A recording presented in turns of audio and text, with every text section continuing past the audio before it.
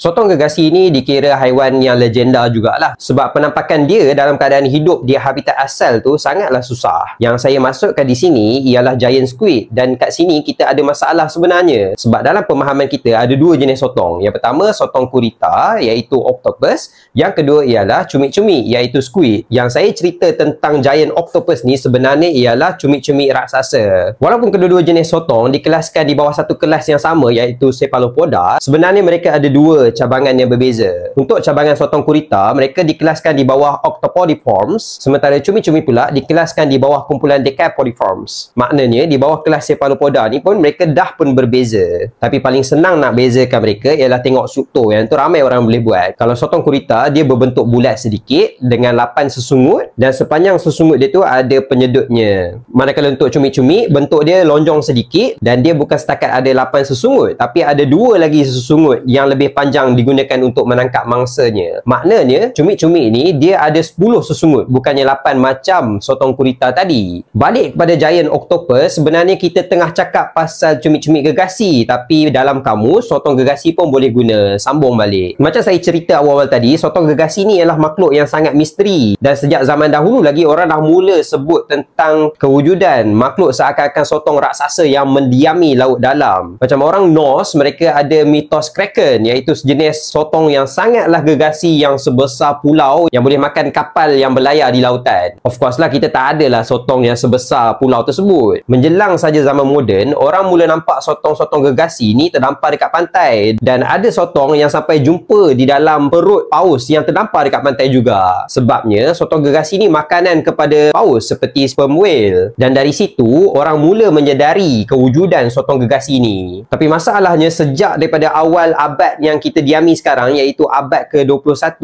tak ada lagi gambar ataupun video yang pertama yang menunjukkan sotong ni hidup. Yang ada cumalah sotong yang tidak bernyawa saja di pantai ataupun di dalam perut paus. Jadi orang tak puas hati. Sampailah sekitar 2001 hingga 2004 barulah orang berjaya dapat gambar yang pertama, dan Jepun antara negara yang paling awal sekali menjayakan hasrat tersebut. Tahun 2004, rakaman paling awal sekali sotong gergasi di habitat asal mereka berjaya ditangkap oleh pasukan penyelidik ni, yang mana mereka dapatkan rakaman tersebut 900 meter di bawah laut. Jadi sangat dalamlah habitat asal sotong gergasi ni. Dan sejak daripada dapatan ni, kajian mengenai sotong gergasi terus dilaksanakan sampailah tahun ini. Sotong gergasi ni dia punya panjang boleh cecah 12 hingga 13 meter, sementara berat dia lebih kurang 270 kg. Sangat panjang dan sangat berat.